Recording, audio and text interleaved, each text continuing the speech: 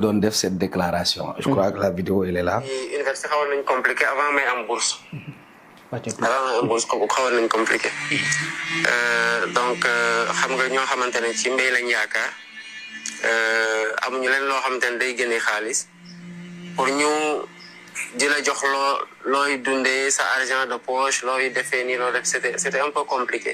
heureusement diirewul lu yàgg sama bourse génn et dès que ma bourse génn rek.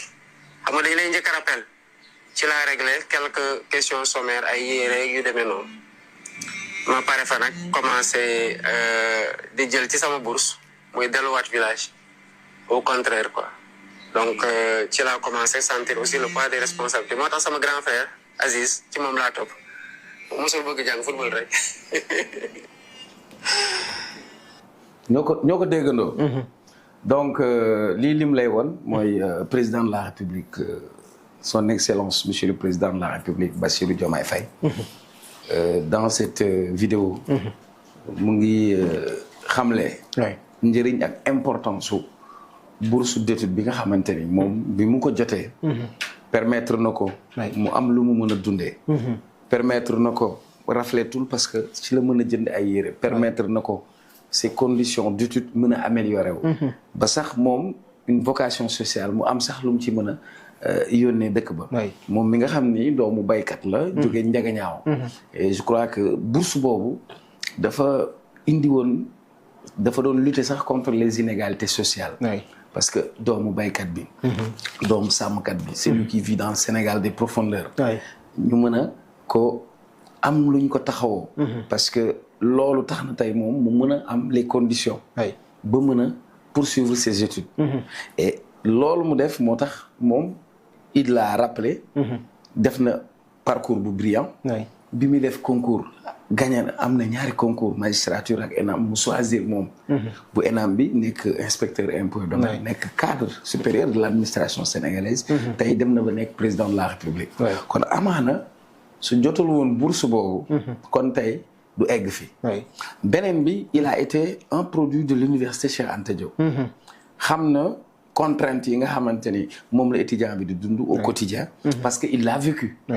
bokkul ak ñi nga xam ni dañu dem jàng bitim réew mais moom c'est un pur produit de l'école sénégalaise donc je considère que dans cette situation.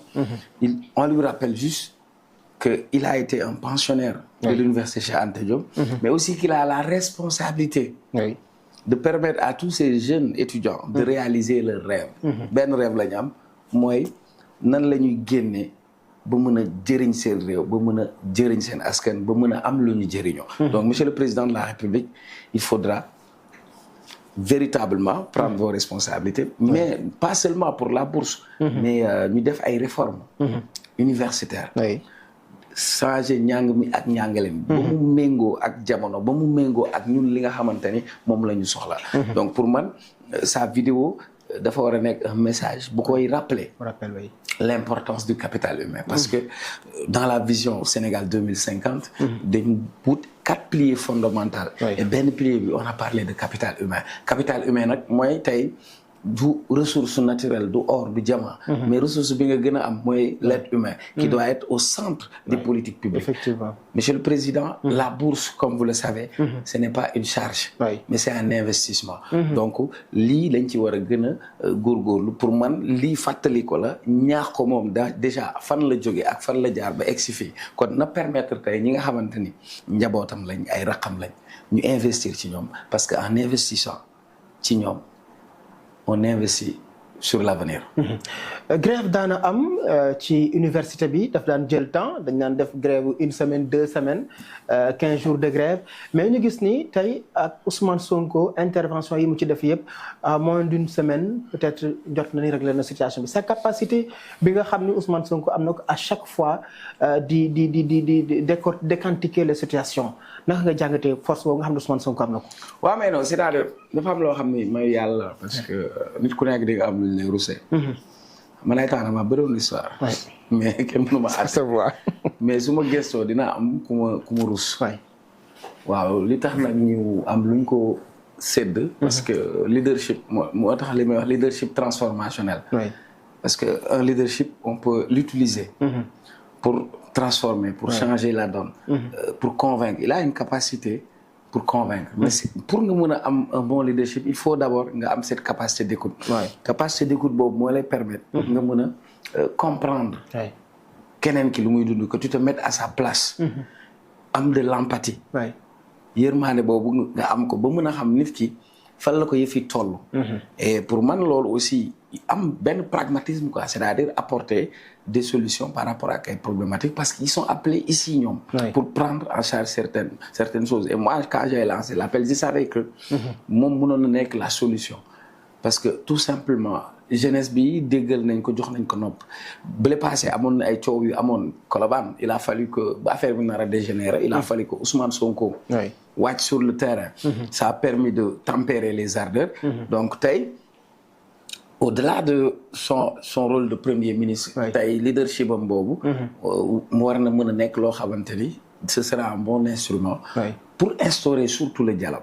Mais man dama jàpp ni en dehors de ça c'est lui le premier ministre. Kon rôle am la ak responsabilité am. Su fekkee ne ministre de l'enseignement supérieur ci moom la dépend, que le ministre de l'enseignement supérieur ne parvient pas à résoudre cette situation, ça lui incombe et la charge lui revient. Donc fort heureusement waxtaan nañ. Ñàkk waxtaan moo doon bon. Parce que am na jamono bu ñu tolloon boo xamante ni même les amicales ont été dissoutes. Mais lan moo tax ñu dem ba egg fii en fait. La véritable question. lan lañ def ba egg fii. Parce que tout simplement situation bi bu ñu hérité la. On a laissé la situation pourrir. léegi yaa ngi may xamal ni le ministre de l'enseignement supérieur mu ngi mettre la pression. sur la direction des bourses. La direction des bourses mu ngi mettre la pression sur les facultés. Parce que tout simplement bu fekkee lenteur administrative dafa am rek. automatiquement dafay am ay répercussions. Parce que dafa am effectif boo xamante ni moom la ñuy def. budget c'est par rapport à une année. mais su fekkee ni am na ñoo xam ne ci diggante bi. ce n'est pas de leur faute. am nañ seen licence ils veulent s'inscrire en master ñu ngi xaar faculté bi. les recteurs. accepter cette inscription par rapport ak seen ay critères. léegi durée d'attente boobu. qu'est-ce que l'étudiant devient? C'est difficile à dire. Selon le ministre, l'étudiant n'est pas étudiant. Mais l'étudiant n'a aucune autre fonction que celui d'étudiant. C'est son statut. Il finit la licence, il doit s'inscrire en master, moom def na li ko war. C'est comme boo jógee collège nga war a dem lycée. vacances yooyu. léeg-léeg ñu dëj la yow ne la da ngay xaar le temps ñuy lijjanti ñuy xaar di xaar diggante boobu lan nga. étudiant ba léegi. Il faut ñu xam lu ñu bëgg aussi. Donc ça veut dire que lenteur administrative yooyu ak cette bureaucratie lourde moom moo indi yenn retard yi indi yenn dysfonctionnement dans le système. Après nag tout va retomber dessus. Beneen bi aussi moi je l'ai dit quand j'ai dit tout à l'heure le président pour man Diomaye il doit être un président réformateur. nga jubbanti yeesal defaraat tout n'est pas mauvais mais xool nan la ñuy organiser. Par exemple dans cette grève boo ko nëbbaa da ngay gis kenn ku génn moi je suis étudiant commencé il a un problème d'expression. Effectivement. De vocabulaire même. C'est pas de sa faute. C'est le système. Parce que c'est le système. Un système boo xamante ni ñiy jàng alxuraan bon alhamdulilah moi je préfère sama doom dem jàng alxuraan parce que dina ubbi sa xel. am na système maternel. xam nga pare foofu école primaire tu vas faire 6 années. 6 années système perroquet quoi. Tu vas demander à un gosse quels sont les 4 points cardinaux, il ferme les yeux, il te récite les 4 points cardinaux sont l'est, l'ouest, nord, nord et le sud. Tu lui donnes la boussole, il aura du mal à situer les points. Voilà, à comprendre la fonction même de la boussole. Comprenez? Bataille dañuy chargé. Nga jóge foofu. Collège 6 ans nga dem collège. 4 ans. 4 ans. Alors que à partir de foofu la ñu war a am une orientation. Vers tout ce qui est scientifique.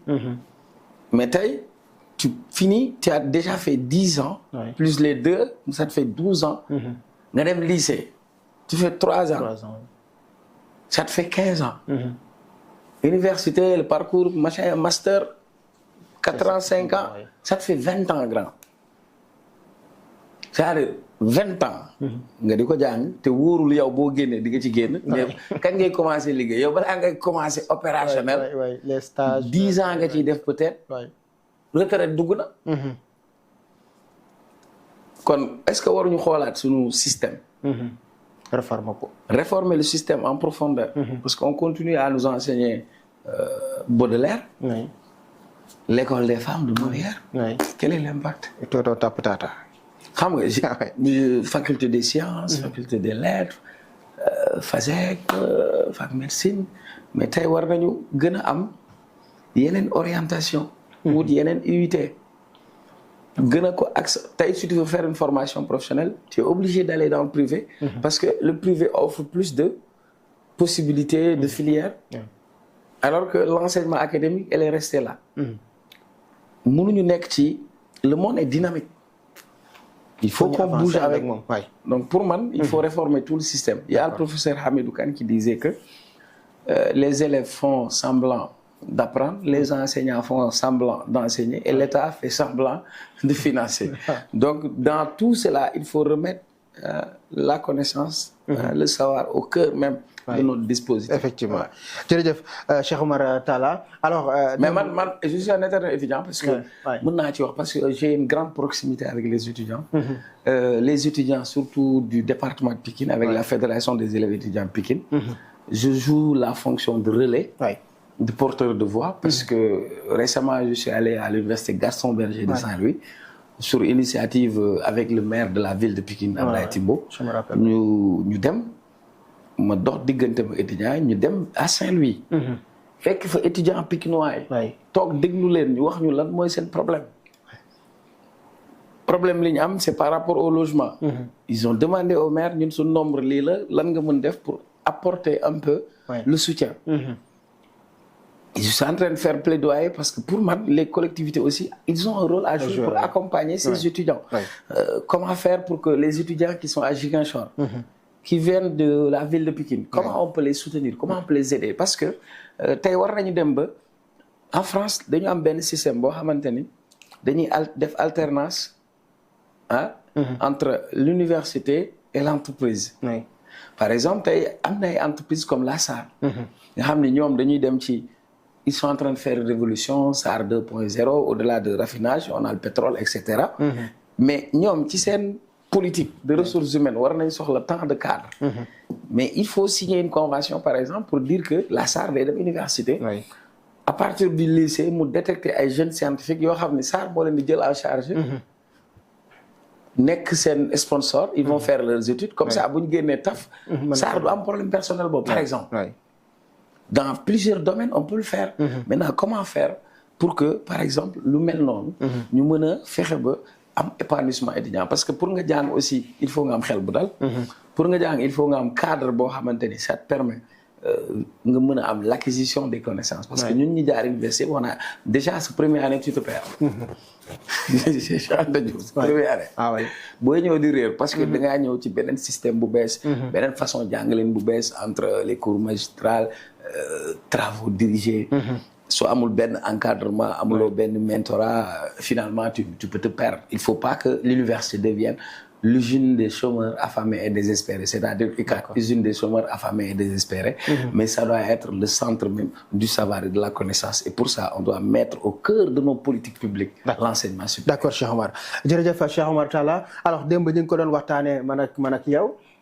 Ousmane Sonko bokk ci les personnes les plus influentes du monde, bokk ci les maîtres du monde.